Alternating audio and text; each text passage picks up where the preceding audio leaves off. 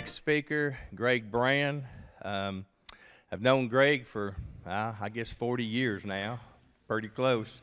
He started NRCS, or soil conservation, I think in '77, and I started in '78. We both retired in '18. So, Greg is very knowledgeable in grazing and does a fabulous job. You know, you're really going to enjoy, and all the ones that's going to be out on our pasture walk tomorrow. It's going to be fabulous. I've got a really great scenario set up, and probably will cover most of what everybody has here at their place, and you know, where it's real tall, or it just was grazed day before yesterday, or I clipped it 2 weeks ago. We're going to look at all three, okay? And these guys will be able to give, you know, their opinions on that. So Greg also has his own consulting and does a great job. So Greg, come on up. Thank you for being here. We will have questions after his talk, and we do want to use the microphones because everything's being recorded. So we want to make sure that we get all the questions in case they're not repeated. Oh, am I supposed to get up there? Yeah, if you want to be videoed. Oh. They tell me to step up here, I'll probably fall off, but all right. Good to be here, and always good to work with Mike. I've worked with Mike a lot, and you'll see a picture or two in here that Mike and I did together. Yeah, so I've mainly got pictures here, hardly any writing on these. I thought, well, let's just make it a little less formal, and I've talked so much about mixed species in the past, it's tempting to always go back to those same slides, so I just did something a little different here. This is my wife, Debbie, and she and I are partners in every way, and she works harder than I do, and I work hard. I'm tired all the time.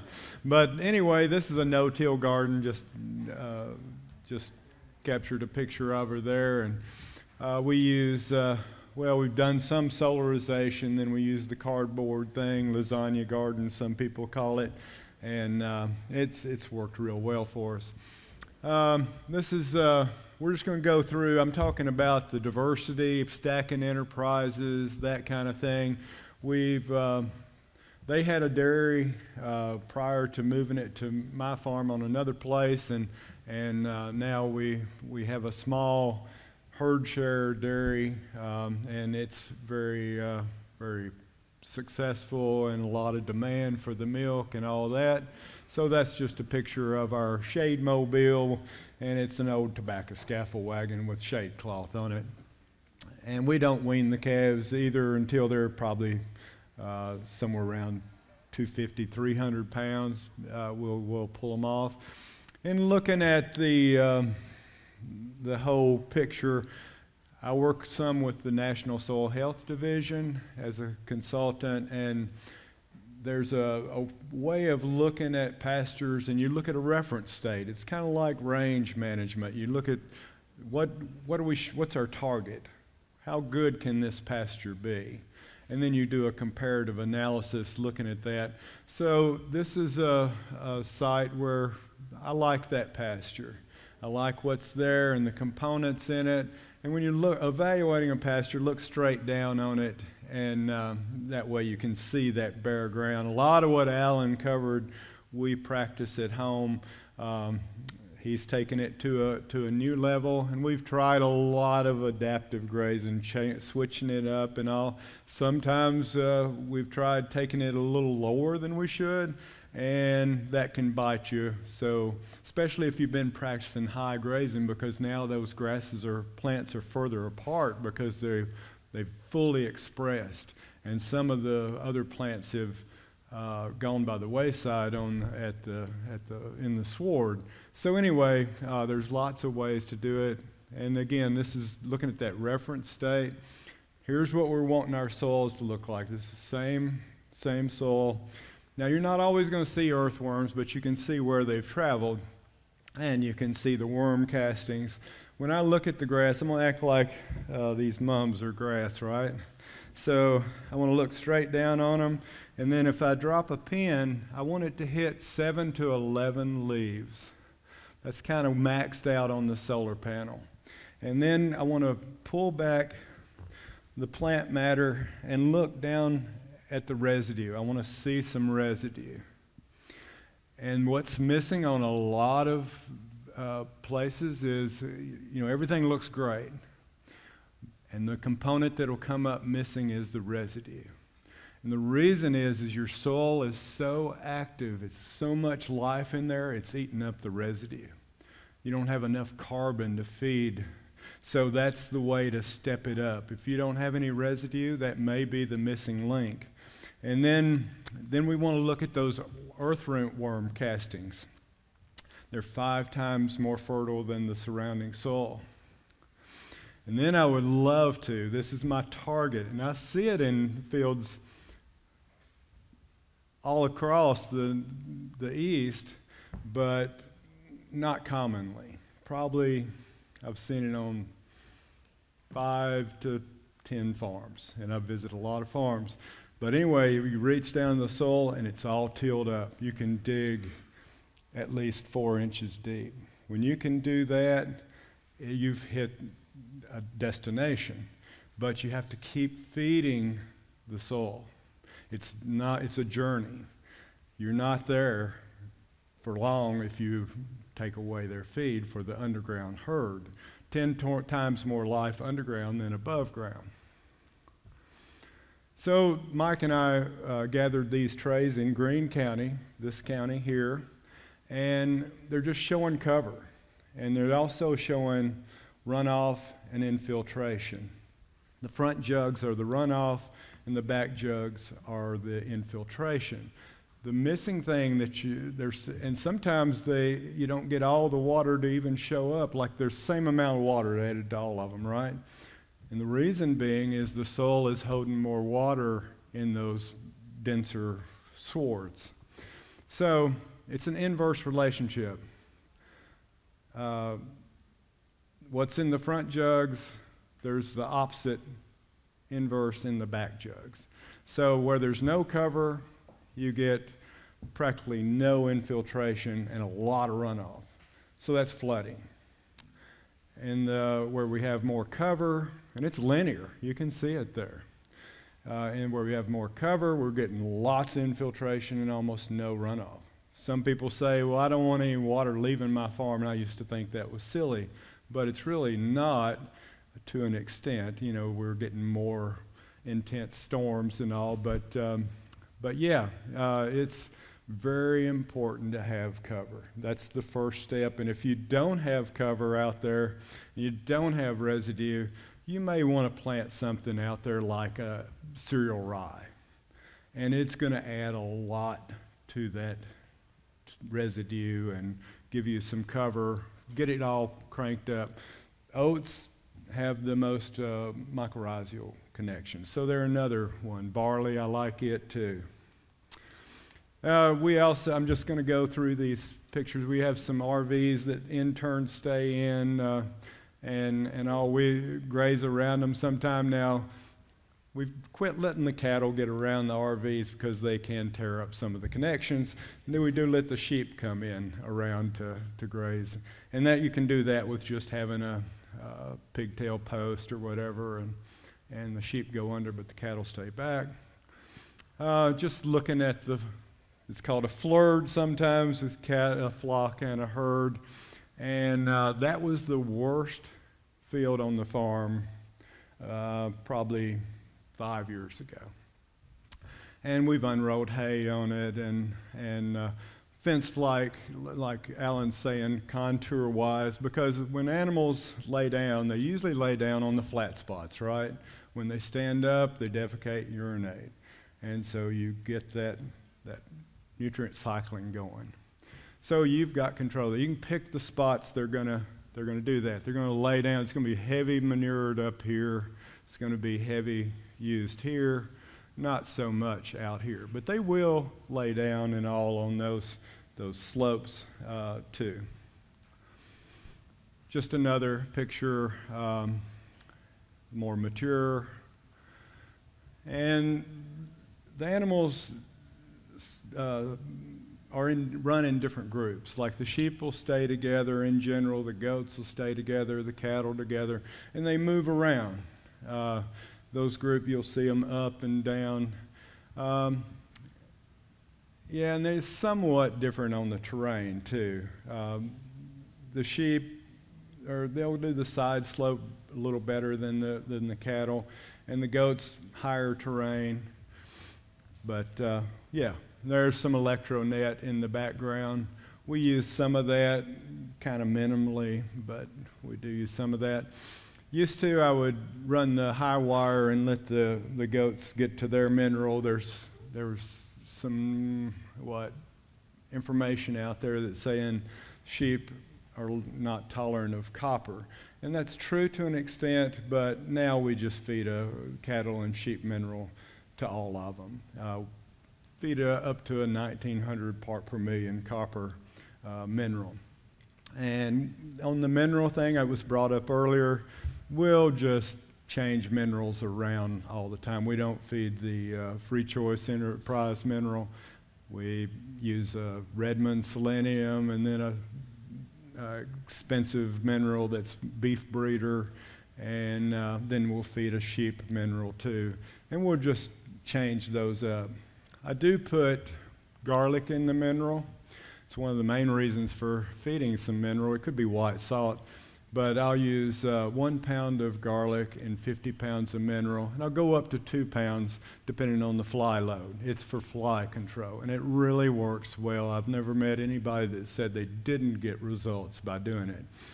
There's a commercial product called Cinegar, and it's got cinnamon in it, and the cinnamon is thought to be an ionophore, the replacement for something like Bovatec or Rumensin. They're coccidiostats, which control coccidia. We used to feed that, and then we used to feed oregano.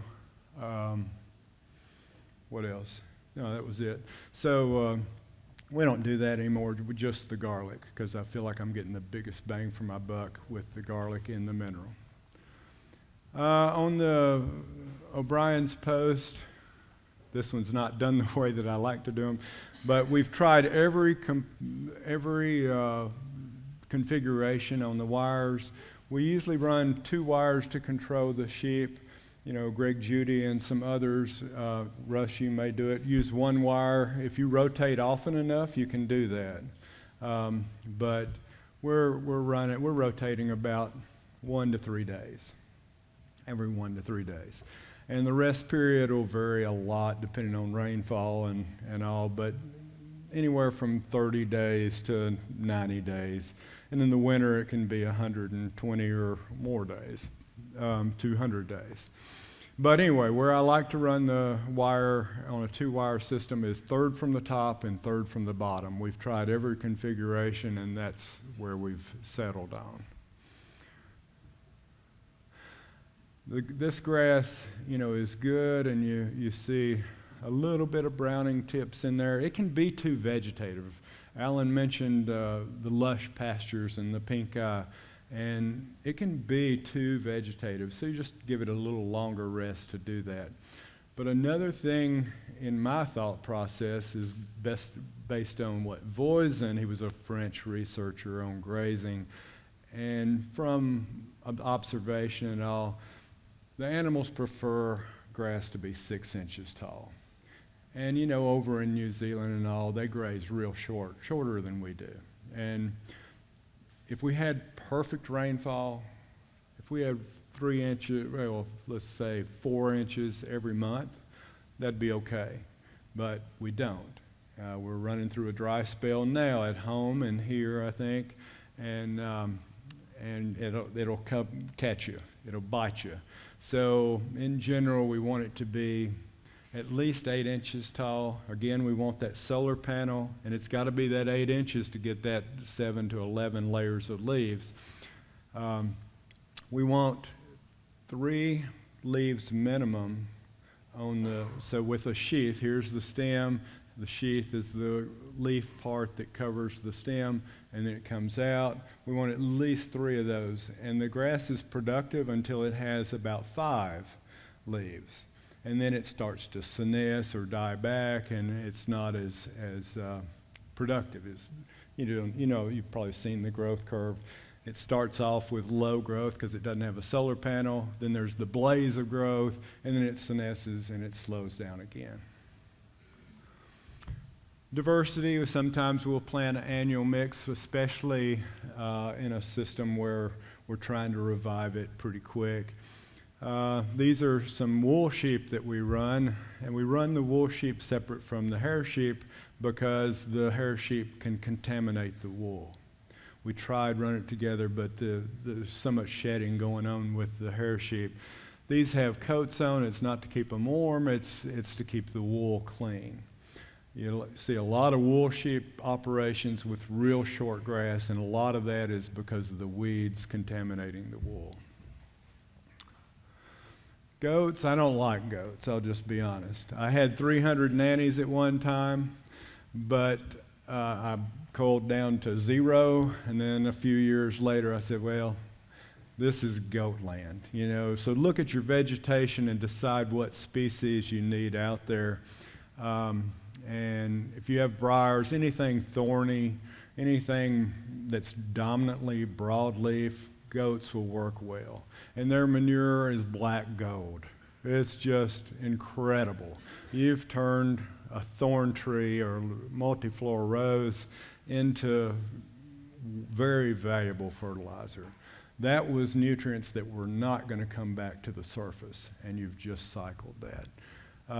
Their heads are up, that's what we want. And looking for goats, you want the tails up. I bet you any of these that have a tail down, that one right there, it's not going to have as good a famacha. Famacha is where you pull the bottom eyelid down and you look about anemia. If it's cherry red, they're wonderful. If it's white, they're fixing to die. I almost don't need to dose them because they're probably going to die. Hate to be blunt, but that's how it is. But sometimes it's worth dosing them, of course. If we don't deworm hardly anything. If we do, I think one of my next slides will show we're trimming some feet, and I've written with a red S on it. We didn't deworm them, but we trimmed their feet, and I put an S on there. That means sale. In regenerative grazing, culling is the main thing. If you don't wear yourself out treating these animals, get rid of the bad genetics. Just some more browse there. And Alan showed the slide showing all that nutrient content in the browse, and it's incredible. What? Goat heaven. Yeah. Goat heaven, yeah. This is a graveyard. I have to remind myself, why do I have goats? Why do I have goats? And it's to clean up areas, right? So that's our goal. So we try to target those areas. Here we are trimming some feet, and you see the S there. Sheep, most productive and efficient grazer I know of, and a lot of people will validate that. These are hair sheep, these are Katahdin. Katahdin is a 3-way cross. Dorper is the breed that is a little more meaty, but usually not thought to have a few more issues with parasites and feet problems and all. One reason I use this slide is all the animals, cattle, sheep, even goats, they like the head of a drain. And that's a vulnerable place environmentally because runoff goes through that. So there's ways to, don't put your hay feeder there, don't put the mineral there, the water. Try to pull them away from that site. The reason they like that site, and deer hunters tell me the same thing, it's a good place to hunt deer, because there's a draft coming up through there and it's a little more chilled for the animals. There's a multiflora rose, real high in tannins, great for natural deworming. There's a lot of other plants that will also have that. Sericia is known to have a lot of those characteristics for you. The ideal height for grazing or browsing is the nose height of the animal. Like they'll go bipedal and go up and eat some of those leaves, but I would love for those multiflora rows to be 2 foot tall and no bigger. Here's a sheep with that long grass. They prefer shorter grass. You can see our perimeter fences are multi-strand, and that's so we can run multi-species. One way to bond the animals together is calving and lambing in the same pasture, and the dogs like that too. It bonds everything together if they birth at the same time. Also gives you a little more predator control because the cows are more defensive during that period. If you really want predator control from cattle, have some Brahma blood. There's Debbie, and she does some beekeeping, and this is her just capturing a swarm. We like to have an empty beehive out there, and a lot of times those swarms will just move into a new hive, so we capture lots of swarms that way. Bees, I didn't know much about bees, still don't know a lot about them, but they're a lot of effort even in good times because they need expansion. So you really need to watch. Debbie knows a lot more about that, and she can cover that in our marketing section that's on Friday. Chickens, again, that's one of Debbie's enterprises. We've got layers and broilers. They'd prefer the grass to be a lot shorter. But they do well in this. They're mainly bugging. I use them on places, on vegetation I don't like nimblewheel, because they will do what Alan says. They'll flatten it quick, and they'll take out areas. That nimblewheel's pretty tough though, and it'll hold up, and you'll have vegetation there. My cattle eat it too, so it's not as negative as it was at one time for us. There's just a guardian dog that's being trained, and we've come a long way in working with the guardian dogs. Some butterflies, they love those manure pats, so we're helping diversity in every which way. Yep, they're getting protein and all out of there. This is another fly control. It's just an old protein tub, and I get the fly paper. It's 12-inch fly paper from TSC and wrap it around that protein tub. I caught so many birds, though, I quit using it because I figured those birds were eating, excuse me, eating more than I was catching in flies. So then I put chicken wire around there, and now the birds land on the chicken wire and eat the flies, so it's really a good thing. Works well. There's a walk-through fly trap, and there's designs for this online from University of Missouri. Cost me about $500 in material a few years back, and took a while to build it, and now we've moved it down. That's the dairy barn. Yeah, so it's good. We don't have to move it anymore. We've just got it in the alley there. There's that fly paper. And there's a tire trough, and it's got concrete blocks in there. That's to keep the sheep and goats, if they fall in there, an escape for them. I tried the ramps, and the ramps are okay, but they can't find the ramp as well as they can just get on those blocks and come out. It's important to keep the water level high, and so that they don't get trapped down in there in these kind of. But I like the tire troughs. Valve-wise, this is a Gallagher Philmont, I think is the name of the float valve. I like those, but I've switched over to the Jobe Megaflow valves, and they've worked well for us. I tried the Walters float valve, that big long trough that Alan showed. I believe it had the Walters valve in it. They didn't work great for me. The floats are wonderful, but the valve itself didn't work for us. And different wells have different amount of sediment in them and stuff, so just try some of those if you like. It's another water that's a mirror fount, open. I think it's called Lil Fount, L-I-L. What I'll do next time I put one in is put a step on there so that the sheep can get to it. The ewes can get to it okay, but the lambs can't. So this is a corral entrance, and it's just where we have access from multiple fields to get to that corral. There's ball water. That one's Ritchie. And again, all the species can use that fairly well, but it's a little high for the lambs and all. This is a pig pasture, and I put rocks in the troughs just because they love that nose can't stay out of trouble.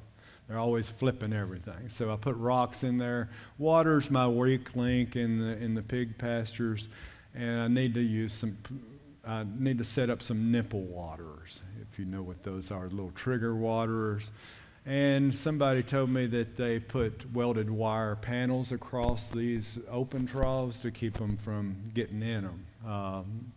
But yeah, it's kind of a civil pasture area. I'd rather not put the water or feed near trees, because if you want to protect those trees a little better. This is a break-in pen, and we use this for any animal that comes on the place that hadn't been, well, we do it for all of them, but they hadn't been broke to electric. So anyway, there's electric wire around this pen, so if they do get into it, they bounce off of the panel and come back. And these guys you can tell they're beginning to respect. They're getting in the center, and they're saying, let's don't move. There's something out here getting us. So yeah, we'll do that with sheep and goats, and we just raise the wire up here about like here if we were doing it for sheep and goats. And there's the pigs on an open area. If you're a small farmer, you might want to think about the pigs, because you can run a lot of pigs on a small area. We don't run them on pasture much. I've worked with some people that did, and if you rotate them every 3 days and have a ratio of like 10 on a quarter acre or less, 1/10 acre, then they won't even mud it out. If it's good vegetation and you keep them moving, and you only need 1 to 2 wires. 1 wire for the big ones, 2 wires for the little. The hardest pig to control is the little one. That dude can go anywhere. Different hay feeding. We do feed some hay. Now, of course, that's the ring. And you can imagine if you put that ring out there and you have the sheep in there, a lot of times I'll see sheep all around that ring, and then 30 minutes later or 10 minutes later, there's no sheep, the pecking order. So you got to make sure that the sheep are getting some hay. They don't eat much hay. In fact, as long as there's any grazing, they're not going to eat hay. But different techniques, we unroll some, and I prefer the unrolling for all of them to have access to the hay. And you can see some mineral there. I place the mineral and the hay where I want it tromped or nutrients to go. Sometimes we don't use a ring. A lot of waste in that. Actually, I would call this waste. However, you'll have less mud outs. My preferred ring is the plastic ring. It's very easy to move, but I think it wastes just the perfect amount to keep the mud out down. There's some unrolling. That's our preferred method of feeding hay. If you've got money, then you might want to look at a spin-off unroller. They're really nice. Anybody have one of those? Yeah, they're nice, aren't they? Worth every penny. All right, yeah. I'm looking at them, but I've been looking at them a long time. I've got the old style unroller pushing it, or hook the back behind the tractor. And then there's the one that Greg Judy sells, and Hay Be Gone is another brand that go behind a four-wheeler, but you got to have a big four-wheeler, because that's a lot of weight pushing that. Feeding under a wire is very effective. This is some bale grazing, and sometimes we'll flake out square bales and feed that down the fence line, and one square bale can feed a lot of animals if you flake it out. Sometimes we feel, we don't get much snow, so we get excited when the snow comes, but we'll put some hay out for the pigs sometimes, and they love to root around in that and bed in it. That's some ryegrass, and this is our preference on the pigs. We don't always keep annuals out there because it's not always a perfect time to seed. Right now is, except we don't have moisture, so I've got some seed sitting in a barn waiting for a better weather forecast. And we'll confine those pigs down and start seeding. One thing the pigs do, if you can build a terrace with pigs. So you lay it out on the contour and they'll build a berm. So if you want to carry water somewhere, that's where they're going to till at that lower edge of the paddock. And about 4 foot from the wire is what they destroy first. Goats can really break down they can waste a lot. A whole lot. So we'll put them on end sometime and they waste a little less. We will put rings around them, just a little cute picture. Well, let me go back. That's a plant I like there that does really well up here.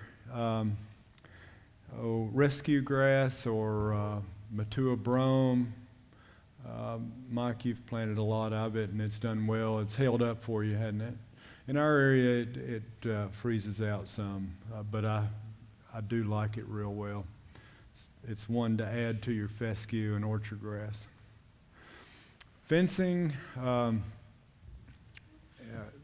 there's a lot to say about fencing, but we use overheads mainly because we can see where the wire's going, and then a switch for going into a different paddock. And I only tie the wires together on one end because it's easier to short find. If you tie them together on both ends, which is what Gallagher Fence recommends, and I'm not degrading that, but they admit it's hard to use a short finder because it's sending you in a swirl. And I've got miles of fence, so I don't want to be sent in a swirl. So I just tie them on one end. Those are bullnose insulators. Don't use tubes around the posts. Those are junk. You're going to regret using them. If you wanted to really have less shorts, I would put this insulator out here past this brace wire. Put a little slide on these brace wires and you can tweak that tension real well. So you got a crimp or something like a crimp and just slide it up and tweak that brace wire. The main thing on the brace wire is it starts at the bottom of the end post and goes up to the middle of the brace. Just try to be 8 inches or so from the top of the post. There's lots of tweaky things. NRCS has some specs you may want to look at. Brace member would like to have it 8 foot long or longer. This is just a fuzzy picture of my aerial of my corral, and it's kind of spiral. Anyway, the water we saw, the little fountain we saw earlier was right here, and it connects several fields here. Anyway, puts you in that spiral, goes to a double alley. It's a good place to sort right here, sort calves from cattle. And then it faces 3 pens. So I really like this design. This is something I put in recently. I'll show you. I call it the Master Link. And anyway, it's just a fence across a draw. It's not hot, but it can be made hot. It's made hot by connecting to this other fence out here. As soon as I connect it there, it becomes hot. Then I put another wire over here. It allows a lot of cross fencing without fencing this whole draw. This is really a cool technique on some landscapes. It could be a steep slope, it could be a creek, it could be anything. It could be a ravine, which it usually is on my place. There's some chestnut trees, and this is my preferred way of, that's a timeless fence post there. This is my preferred way of protecting the trees. Those are Tubex tree tubes. Then the spacing here is about 2 to 2.5 feet off of the fence. And I've got a permanent multi-strand out here and then a single wire here. That's another site, and I just used a temporary wire. I don't like it as well. I need the permanent post with a temporary wire. After the trees are about 15 foot, you don't need to protect them so much. That's a walnut silvopasture that we're going to get to graze this year. It was in a set-aside program for 15 years, and I let some of these trees go. Most people that doing silvopasture, they're planting way too many trees. You only need like 10 to 11 trees per acre when they're mature. You could plant more, but you're going to need to, if you're going to grow grass, you're going to need to take some of those out in the future. So about 80 foot apart. Of course, it'll be every kind of distance if it's a natural planting. Oh, climate change. I'm listening to a guy, Walter Jen's how I say his name, but Walter Yene or something like that's the correct pronunciation. And I encourage you to check this guy out. He talks about climate change and the broken water cycle, and it's incredible what all can happen. Methane reduction is tied to the grass, and grass releases these hydroxyls, and it's an OH, and that cleans up more than 100 times more hydroxyls are released needed to clean up the methane that the animal releases. So we should be getting paid for cleaning up the environment instead of being criticized for releasing methane. Most of the methane is coming from the gas industry. It's a mess. It's you know how it is. Money pays a lot of things. And you know, the whole carbon thing, it's good in that we're building organic matter, but really what we're focusing on, should be focusing on, is the water cycle. Just think about it. Water cools. And that soil we saw earlier, that porous soil, that's where the water needs to be stored, not in the air. The smog and all just holds water and doesn't release it. The clouds are beneficial, and they reflect heat and all. Check this guy out because it's pretty incredible and seems to be really on the money.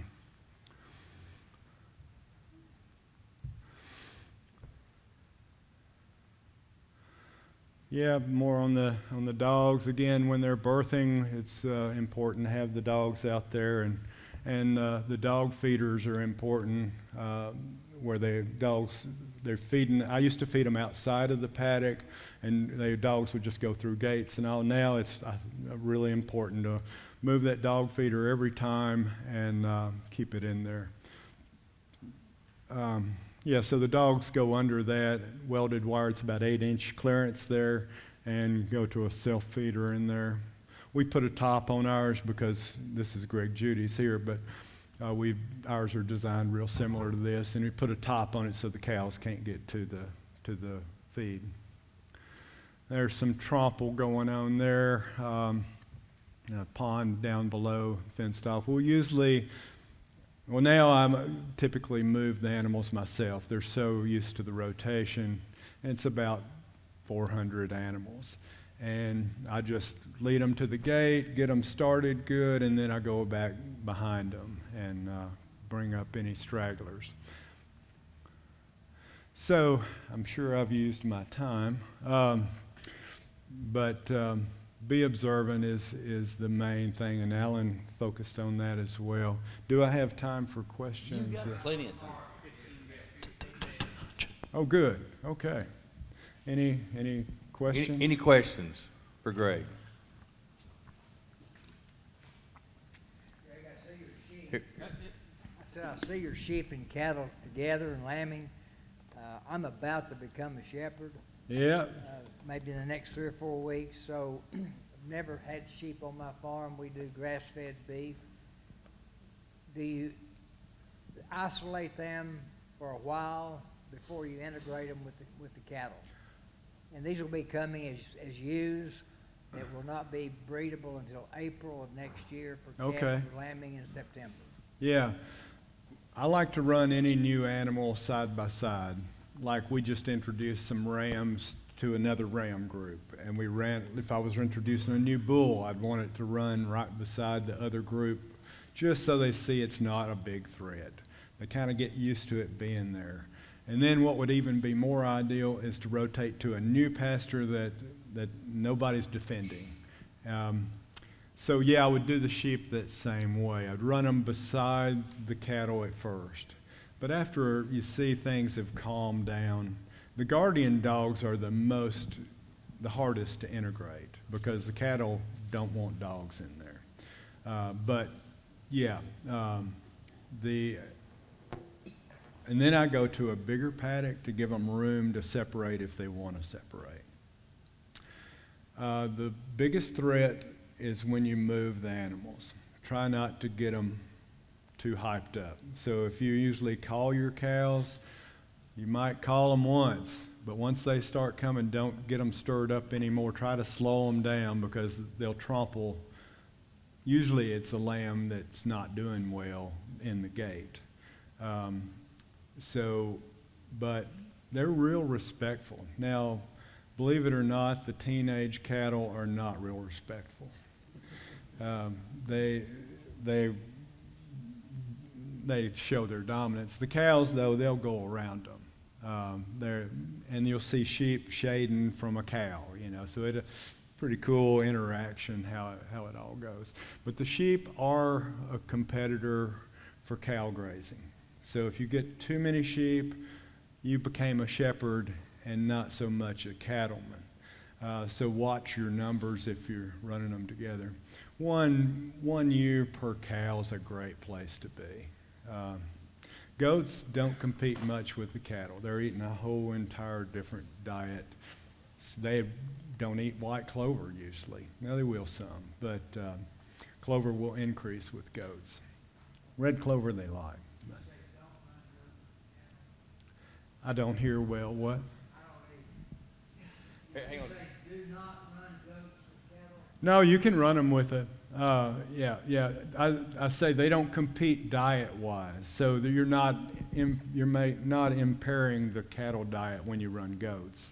Now, if everything's grazed super low, yeah, you are, because they'll eat whatever they have to eat, but they prefer not to eat grass.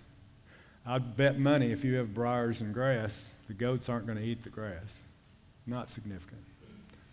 Okay, right, here's one. I just wanted to guess on how do you spell the guy's name on the podcast. Yeah. So that's good.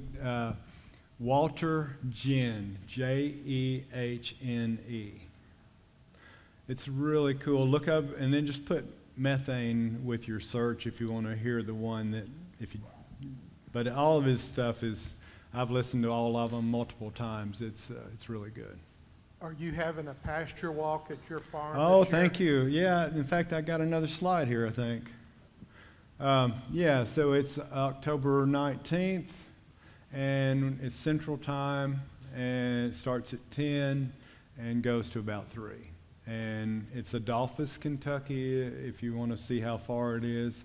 I think it took us 3 hours to get here. Yeah, and it's going to be interesting. We've got the dairy this year, which is new to my farm, and then we also have the crep that was been set aside for 15 years. We'll be grazing that too. So it's some different things, and we're in a drought. Yeah. More questions? You see parasite resistance in your sheep increasing the more often you rotate them, or are you having less parasite problems when you rotate them? Definitely, yeah. So the sheep, the hair sheep, I don't have to deworm really ever. The wool sheep, I don't find them to be as resilient. We have to deworm them, not all of them. We do it based on FOMACHA, and usually we'll get rid of the ones that have an issue. But yeah, the more often if you graze above 5 inches, you don't have parasite issues. So, and we're culling all the time. That's very important. One of the problems with the FLIRD, the goats have typically, there's always exceptions, but typically they have more parasite issues and more feed issues than sheep, and they share issues. So you can bring in issues by having the goats with the sheep. Cattle and sheep and goats don't share significantly parasites, and their hoof problems, they're not going to carry over to the cattle, so that's not an issue.